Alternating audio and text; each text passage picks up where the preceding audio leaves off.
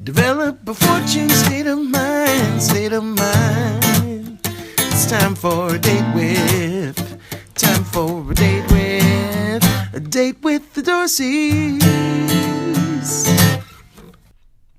Hello, and welcome to yet another Day with the Dorseys. I am one of your favorite hosts, Dr. Jatan, and I am Floyd Dorsey, the fourth your other favorite host. And we are back for yet another episode of Date with the Dorseys. But together, as you know, we make them darn Dorseys. One more time, just for me, please. Just for you? Yes. I said, together we make them darn Dorseys. Well said. Sometimes you got to sing it in the end just so it sticks to the people. Nevertheless, we are here for our final episode of the finance series. Woohoo! So hopefully, why go ahead. finance? What do you mean by finance series? What do I mean, or why? Both. Oh my goodness. So why is because it's a hot topic that many either don't talk about or don't know about and are afraid to ask about. And of course, it's one of our 5 F's. Since I didn't get into that, I'll top that off really quick as I answer the why. Okay. Right? I guess that was the why. Okay, yeah. Okay, but I'll get to your other piece after that. But yes, finance is one of the 5 F's. And if you follow us, listen to any of our podcast episodes, you know that we teach developing a fortune state of mind. And fortune is spelled I-V-T-U-N-E. And really what we mean by developing a fortune state of mind is just becoming a holistic person, whether it be from business perspective, from your career, from life, love, business, all of those different areas and aspects of life. We are here to encourage you and show you some tried and true tips that we've implemented in our own lives that will help you achieve that fortune state of mind. Now, we always say, though we're saying fortune state of mind, it doesn't always attribute to money in the bank. However, that is a big piece of it. There are other pieces, but all of the pieces come together to make this fortune state of mind. So we talk on pillars that we refer to as the 5 F's. And that's family, finance, fitness, faith, and fun. Gotta have fun. Got to have fun. So within those 5 F's, you heard finance, which is why we wanted to dedicate a month, right? A series to the discussion of finance. That's it. So I know I answered the why, and after all of that, of course, I forgot what your other question was. So the why and the, or was it? No, that was it. You covered the Okay. first part of the question first, and then you jumped right into the why, explaining the 5 Love F's, it. the pillars. So you did a phenomenal job. Covered it and didn't even know it. Okay. So with that being said, you know you can follow us on Instagram and Facebook at Dem Darn Dorseys. Again, it's spelled D-E-M, Darn Dorseys. You can also email us at support at fortuneenterprise.com. And again, fortune is spelled I-V-T-U-N-E, enterprise.com. So now that we are at the point of which we can just glide right into the topic for today, let's do just that. Let's do it. So we've talked about quite a few things again this month that are along the lines of, you know, your finances should never be happenstance. It's really what we based all of these topics on. It shouldn't be anything that just you go about haphazardly. It should be something planned. Should be something intentional, which is why we wanted to offer some tips. So again, if you haven't heard some of the previous episodes this month, one was Saved by the Budget, the other was Budget Over Broke, and then we also talked about holiday spending hangover. Ooh, yes. All of them were pretty All juicy. of them were pretty good. But today we want to round this thing off and talk about paying off debt and also get into a little investing. So, with that being said, Mr. Dorsey, I don't know if you want to kick it off or, you know, if I can do that as well. But Yeah, either way. But I think the most important part before we jump in Okay. is the fullness of the financial picture, right? As we all know and that we've talked about before, is that currency is going to flow whether you're a part of it or not. Mm-hmm. And one way or another, you're going to be impacted by the society in which we live, in which we utilize the medium of exchange, which is money. Currency. And so currency, Yeah. there we go. So it's important that you manage it accordingly, and that you look to continue to grow it. It seems as though some may think that money is the root of evil, all evil. However, it's certainly needed for survival, for to meet your daily needs, as well as Helping others. Yeah. investing in your future. So I don't see the evil part in that. I do know that the greed can bring out certain adverse behaviors in people that are not becoming for the society as a whole. However, it's very important that we all take time to understand the nature of money and how to invest and how to save and how to deal with debt and managing it effectively. So jumping right in. Well, before Oh, you do, okay. because you just mentioned something that triggered when you were talking about money not being evil. I think it's not necessarily the fact that money is evil, but the way that people could use it or even have a vision or thought about money could be perceived as evil. Or the way they go about trying to obtain it. Exactly, yeah. So I want to throw that out there as we talk about, that piece of it. But, yeah, go ahead. Jump right on in. So we're talking about, the first part of this episode is talking about just paying off debt, right? So we talked about already talked about the financial picture, making sure that you're in a healthy position, creating your budget, how to manage and how to save, and many things of that nature, right? Looking at opportunities to save. We talked about the opportunity cost, where you're considering to make one purchase or another, or to invest and save, or to invest in one product versus another. We talked about just some of those general terms and thoughts, but now we really want to get a little bit deeper into paying off debt. So one of the first things when you're considering to pay off a debt or pay off any of the debt is to really have a picture of all the debt that you truly have. Yeah. Right? Developing that picture and being very clear and transparent, particularly with yourself, but if for those of you that are in relationships or married, it's important to have that clear picture as a unit.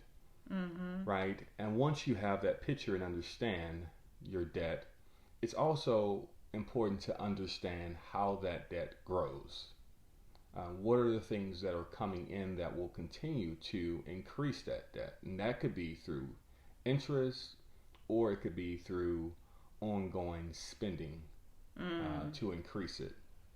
So when you approach it, you have a better picture of understanding, one, where you are today, and then you know the behaviors of what will affect this number to change in the future. Yeah, I love that. And when you talk about getting really clear about, what debts you currently have, that again ties back to our previous episodes when we talk about budget. That should be a part of the budgeting, where you have everything laid out in one place as far as what's coming in, what's going out, where the debts are, so that you can get a holistic view of where you need to focus on to pay off the debt. And then you also mentioned the spending piece. One thing I want to highlight there, to give you all a way to differentiate when we refer to currency, which is again money. When you talk about spending, though, understand that I told you that money has a feeling, money has emotion. So the way you think about it, talk about it, is what's going to return to you. But when we say spending, think of spending as that's no longer currency. It's not coming back to you. It's just gone. But if you say that you are going to circulate money, then that's creating that thought of it's going to come back.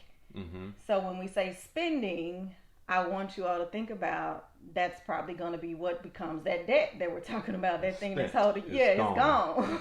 Circulating it. It's coming back. Yeah. Investing, you're expecting a return. Exactly. Comes back. It's very good thoughts. So I think with that picture, it is understanding what the debt truly is and how much you have. But the second part is really being transparent. We talked about that with your significant other or whomever in your business. If you have a business, with your business partner. For those that should be at the table having the conversation, it's important, very, very important, to be transparent. I know some of you have those secret accounts and those secret credit cards and those secret things, but when you're really trying to work as a unit to overcome and eliminate the debt, it's important to have that transparent picture and communicate and talk about it. I can't stress that enough, having the conversation. And if you have children at the right age, at some point it's probably good to start to introduce them to the understanding of debt, money, finances, and things of that nature. But again, I can't stress enough the communication aspect of where the plan, where you stand today, and then we'll get into creating a plan. Love it. So, once you think about all of your debts, all of what's coming in, what's going out, you get this pretty picture, this very clear. I'm not sure if it's pretty. I mean, visually, it looks clean. It's all in one place. Not that, we are saying that, that you have no debt, which would in turn really be a pretty picture. But you're able to see everything in one spot and get a clear assessment of where you need to focus your attention when it comes to paying off the debt. I would say, and Mr. Dorsey could chime in on this or not, but I would say that a good place to start, especially if it's your first go round at really tackling some debt, or you've been afraid to do it and you may have the money. But I think a good way to initially approach it is to look at the low hanging fruit. What are those things that I could pay off really quickly so that I could see progress sooner, rather than starting to tackle those bigger expenses or debts and not really seeing the progression fast enough, so then you start to get a little defeated and you may revert back to increasing that debt. Yeah, that's certainly an approach I can get behind, but also another way of looking at it for some that want to take a different approach. There are several different methods, and another alternative to attacking the small balances is to look at the ones with the highest interest rate. Yeah, that's right? Good. So if you have a credit card out there, it's a $10,000 balance and the interest rate is 18%, recognizing how that 18% continues to grow over time versus an auto loan, you may be at 6%. And once you compare the interest cost, right, that again, this is interest that's going out and not interest that's coming back in. You may want to approach it to say, okay, I may not see the immediate gratification of paying off a smaller balance sooner, but I will see immediate return on the savings I will be able to make by paying off the highest interest rate first. So again, there are different methods. So I recommend that you certainly take a look and see which one fits better for you. Right.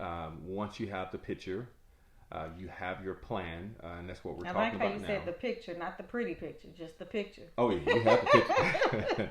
So you have the picture, and then now you're creating that plan. What's our plan of attack? And this is a conversation, again, it's best to have with your partner or significant other, but you really want to go into the details on what makes the most sense for our spending patterns, our income patterns, on how much money we're bringing in, and the bills that are outstanding. I will say that we took an approach that was the smaller balance approach, right? So, I'd say about a year or two ago, we took an approach to say, hey, let's create a plan to just eliminate as much debt as we possibly can. I mean, it was a little bit more concrete and clear of a goal and picture than that. But and we had all the SMART goal parameters around it. But it was, in a nutshell, it was just really just that. And our approach was, first, let's eliminate some of the credit card debt, right? Let's eliminate the credit card. There were smaller balances, but we could do that. Then the next step was that we would attack the auto loans, right? So, pretty good, quick, I guess I say quick, but in a good period of time, we created a plan, say, okay, there's the auto loans. They were gone. And then our doctor here had some student loans. He had to call your girl out, did he? Quite a bit. And that was a little bit of a larger balance. And I will say with the plan. take the opposite approach with that one, though, right? The interest rate option that you mentioned. So it was two. It was two different ones. Right. So two different loans, and one had a higher interest rate versus the other, even though the higher interest rate had was it smaller balance on that one or a larger balance? Smaller. So the higher interest rate had a smaller balance. So yeah, so I guess it worked in our favor that it went according to the smallest to the largest plan. But nonetheless, um, we attacked it and were able to pay that one off. And so now we're finalizing our final one to pay off the other one. So again, huge accomplishment. But this just didn't come easy. It just wasn't something we just woke up one day and put down the next day, right? So it gets into the next point. Once you have your plan and you start to act on it, one of the most important parts is remaining consistent. Absolutely. So when we talk about remaining consistent, first, as he just mentioned, you have to take the action. Once you take the action and you determine that that action is getting you in alignment with your overall goal and your plan, you've confirmed that, then you continue to make those steps. And even in the action thereof, you may realize that, something may have changed, whether it be your job may have changed, your income may have changed, the frequency of pay, different things like that that may be variables that you have to consider as far as your being consistent. It may just mean that you have to make some adjustments. You may have to pay less, pay more, or whatever that is, but still continue to make the progress and make some type of payments towards this debt so that you can achieve your overall goal of paying that off. That's it.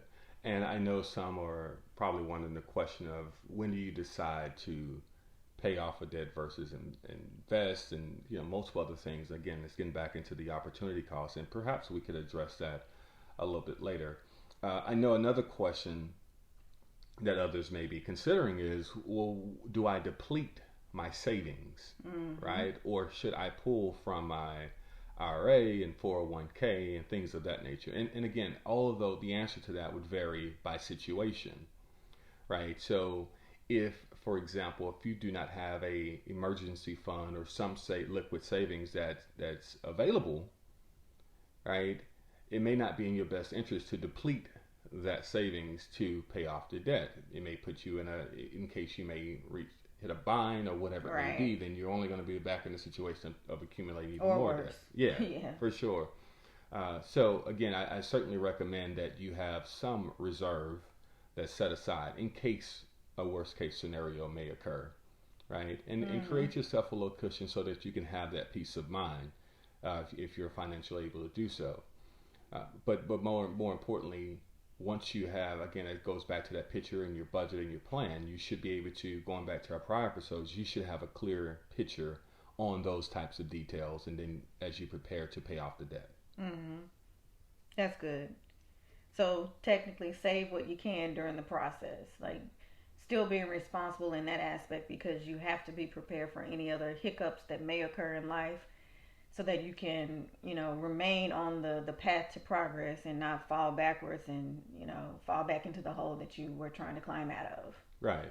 And I think one of the most important parts, I know we're just talking about this in an episode here, but one of the most important things is that there are people that are out here to help, right? So some make it their business from financial planning to investing, and some make it their business to assist and just paying off debt.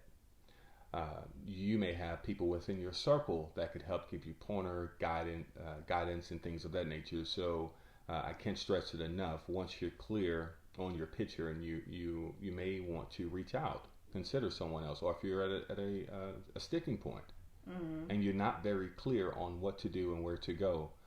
Again, just something. I mean, this is so vital to the lives of everyone, right? So it's important that you reach out. I know it will be some personal things that you would probably have to share. So you certainly want to connect with someone in confidence that you can trust with your information, as well as they'll give you the best guidance and direction to go forward. Agree. Totally agree on that. As with any other topic that we may discuss, there's always someone who is an expert in those categories that can assist you and help you, get to your goal quicker or easier, whichever one you're seeking. But always having someone to at least, at the bare minimum, hold you accountable, even if it's not someone that's helping you, to give you step by step what you should do, but maybe someone that's going through the same exercise or someone that you really trust that holds you accountable to achieving these goals that you throw out there, right? Ensuring that you don't go and just buy that bag just because when you know you have this debt-free journey. Just things of that sort. So whether it be someone that can assist you with the step-by-step process or someone that can hold you accountable, or get one person that can do both. I love it. I love it. So it certainly will take some support and help from others, but it also is going to take some focus and dedication. I'll tell you that I know many people will come out with these goals at the beginning of the year, and we get to the first 2 weeks and we're feeling good. Let's say, for example, is working out. Mm-hmm. And, once we get to mid-February after Valentine's Day, we start to deviate and start to compromise and say, perhaps I could just do it every other week. But what we're talking about here is so critical, just as all of the 5 F's that we talk about. Right. It's important to have that consistency, right? As we say, the way you do one thing is the way you do everything. And so it's going to carry over. So these are disciplines or habits that you should forge and move forward with in every way, in every aspect of your life. So, Mr. Dorsey, question for you. I know you've kind of thrown out the importance of being open and honest with whomever it is that you are sharing your finances with, that you know. I said that? You did. Oh, boy. Okay. You did. You put it out there, brother man. So whether it's, someone you're dating and you're at that point in a financial perspective that you're, sharing that, what would you call it? That spectrum of life. I'll just say that. Yeah, especially if you're talking about or engaged marriage or whatever, and moving forward that way. It's absolutely. Good to be, you may want to start to open up that right. picture and share it. Or if you're already married, and whether you're trying to still get into a good place with that, or you're in a good place but you're just struggling to have the conversation, right? So what is it that you'd say for a couple, if I can get the basic words out of my mouth, for a couple, what would you recommend if one of the two is not as receptive to taking such an approach to ensure that, the family as a whole is on track to becoming debt free? Right, that's a phenomenal question. So if one of the two is not receptive of creating a plan or the approach that we're just talking about here, I would frame it as this: should be an ultimate goal of the family or of that house or of that relationship. And it's important to have that shared vision either at some point in your relationship. Hopefully it's before you get into it, that you have a shared vision mm-hmm. and shared goals that you ultimately both want to achieve and want to accomplish. And once you have that shared vision and shared goal, mm-hmm. everything that you do from a financial standpoint should support that goal. So maybe the person just really can't connect the plan or the financial aspects to the broader shared vision that you all have established. Mm-hmm. So the challenge may not necessarily be in the overall or the financial part. The challenge may be in connecting the financial part to the bigger picture. Mm. And so I think everything that you're doing should connect to the bigger picture. And that picture is, we create a vision of how we want our lives to be on our family principles. Where do we want to live? The way we want to live.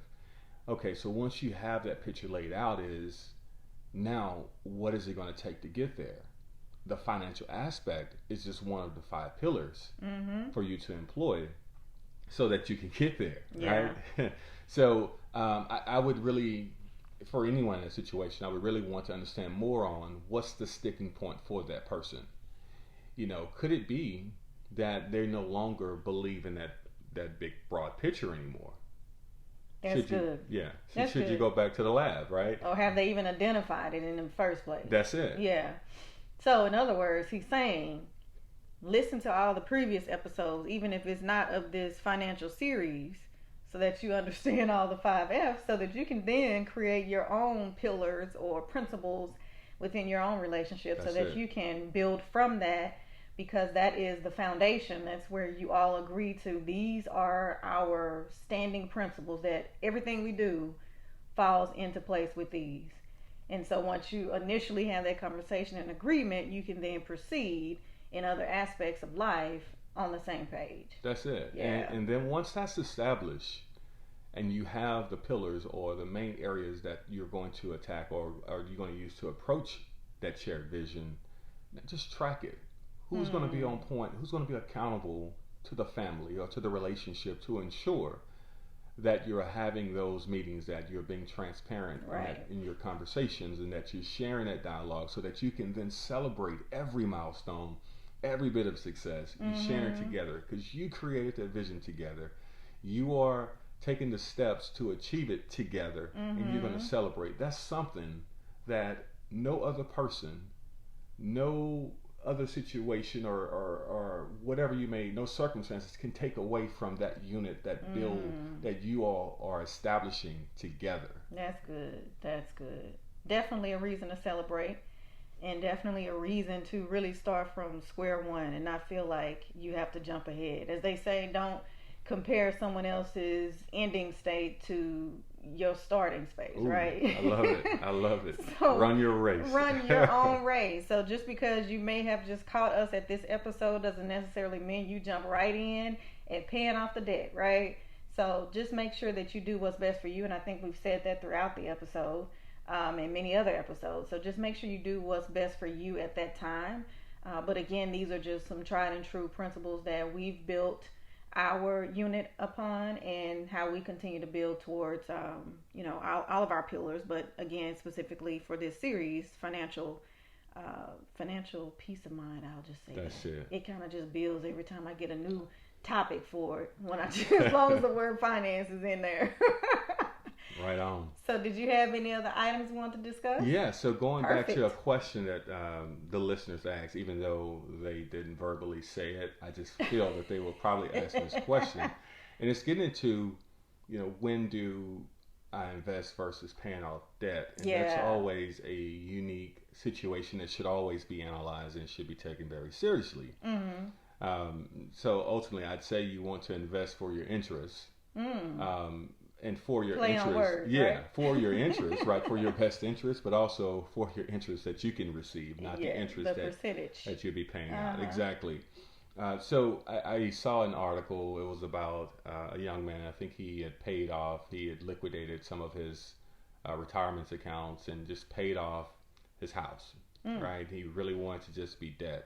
And many people would argue in that situation, debt free. Yeah. And many people in that situation would argue that was an amazing move, and some on the opposition would say, hey, it probably wasn't the best move considering the return you could have received on your retirement or savings accounts or whatever accounts that he had established versus the interest that he was paying out. Again, this gets back into opportunity cost. I think personally, this will be a personal decision that should be evaluated from person to person and situation to situation, because we all may respond to debt differently. Right? So I'd say that for me to have $100,000 that's growing gives me some form of assurance and peace of mind. For me to have $100,000 in debt growing gives me another feeling that's not too comfortable. Right. Right? So to pay off the debt may be much more rewarding from a mental peace of mind standpoint, as opposed to the growing money, because if you're in a position, like some may consider, that I can make more money, or I'll be able to grow it, or get back in that position again. But the debt itself would put me in more of a bind that I don't want to lose it. I've been without, and I don't want to go down that road. So again, those are things, emotional aspects gets involved as well. But I will say that one of the pictures that should be considered if you're looking to invest, and number one, please seek out a potential financial advisor, especially if you haven't really educated yourself or just not too aware of all the different tools and methods for investing. But you certainly want to seek some guidance and seek some assistance. There are several phenomenal professionals that are out there that can do it. But some of the things, there are different ways to set up your there are different ways to set up your financial structure. Number one, you have the option. Some will suggest that do you have life insurance? That's one item, right? Yeah. Life insurance for yourself, for your parents, maybe for your grandparents. There are different types of insurance coverages options that are out there. So you certainly want to protect, and that's more of a protection type of thing. It's like a foundational thing that you would probably want to have in place depending on your financial situation, right? So if you're a multimillionaire, you may not be too concerned about having those levels of insurance, even for your life, mortgage, auto, all those types of things, because if something happens, you can cover it with the money that you have stored away. Yeah. For those that may not be in that position, insurance is certainly something to consider. Another option is to look at, establishing, of course, your savings account. While savings account at this point are not generating as much in interest income, it is certainly a good place to begin some of your emergency funds and things of that nature, right? Beyond that, you have your more traditional stocks and bonds and other ways to invest. And again, seek some professional services assistance in this so that you can maximize the return that you'll get. And so even beyond that, you'll have other different funds or investments that you can make personally, whether if it's in real estate or other things of that nature. But you're truly trying to, where I'm getting here, is creating a strong financial position from some of the foundational, if you can imagine a pyramid from the bottom going up. Establish your foundation and make sure it's solid. From there, the next level would be getting into, all right, now that I have my savings, I have some good insurance coverage just in the worst case scenarios, those things are set and solid, and I feel good about that. You move up to the next level where you get into some of your stock accounts and maybe IRAs and different things, 401ks for your job. Make sure you're maximizing the company's match. Then the next level up, of course, it continues to step up, and the more and more, the higher you go, the more and more you're creating a stronger structure for yourself so that when you're looking to retire, you're certainly in a better position. But to answer that question, should you invest versus pay off debt? The answer is it just depends. Depends on each situation, depends on the comfort of the person and their earning potential to recoup or make more money in the future. So if you have any questions, please let us know. I'll certainly do the best I can from my knowledge base, but I also recommend that you all seek out some additional financial advisors. And the last thing I'd say on this tip is one time I was speaking with one advisor, and we were just having a conversation. I asked a question. At which point do you liquidate, let's say, an IRA or a 401k, right? Mm-hmm. He said, well, if it's performing well and it's growing, would you want to sell and pull out then? I said, no. Why would I? It's growing. I want it to continue to grow. I said, okay. He said, well, if it's going down, right, would you want to pull out then? I said, well, let me think about it. If I pull out while it's going down, that means I would realize the loss there. So I would lose. Yeah. And he said, typically in most markets over time, they've recovered and gone back up. So would you pull out at a lower point? And then history has shown that they've traditionally recovered and gone back into a higher place. I said, well, now that you put it that way, I wouldn't want to. And he said, if it was just flat and stable, would you want to pull out then? I said, no, it seemed like it's at a good stable place. If I didn't have any immediate use for it, I wouldn't pull out. So he said, well, Floyd, in any situation, you didn't want to pull out. You wouldn't want to pull out. So again, I say that to say that for people that are skeptical about investments and things of that nature, it seems like there's always a reason for some to make the pull out, but there's always a strong reason why you want to continue to invest and allow your money to grow to enrich the future for yourself, your families, and those that are around you. Great. I couldn't say anything else to make that any better. But in summary, pay off your debts, right? And then also invest. And I don't even want to say and then, because it depends on your situation, which we've left it up to you to take leadership in developing your picture, your plan, your overall view of your finances from a income and expense perspective, so you can also tackle it from exactly where you stand, so that you can better assess and determine whether or not you should start by paying your debt. When you say paying off debt, does that mean pay off the lower interest rate first versus the lower balance first? And then also going into the investment piece. Do I invest while I'm paying off the debt, or do I invest first, or do I invest after I pay off the debt? There are so many options. We even talked about saving, like saving in a actual savings account while paying off your debt, which again depends upon your unique situation. That's it. So with all of that being said, you know where to find us. I guess we're going to close this out. Do we have any? Close out, Queen. You got it. So this has been yet another Date with the Dorseys. Just a reminder, we are closing out our finance series, which was all of February. So this is the final episode for that series. Make sure, if you hadn't already, go back and listen to the previous episode so that you can get all the goods that we dished out on this series. But if you wanted to follow us, you can find us at Dem Darn Dorseys on Instagram and Facebook. Again, Dem Darn Dorseys, DEM Darn Dorseys.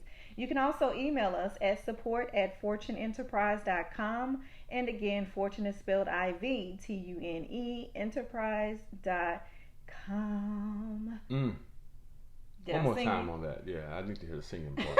just come on, close out, Queen. One more time for the singing part. Support@fortuneenterprise.com. That's IVTUNE, enterprise.com. Got a little bass going on that second round. I got you covered on that one. So with that being said, we hope you enjoyed this episode, this series, and we look forward to bringing you some more great episodes ahead. Bye for now. Bye. Develop a fortune state of mind, state of mind. It's time for a date with, time for a date with the Dorseys.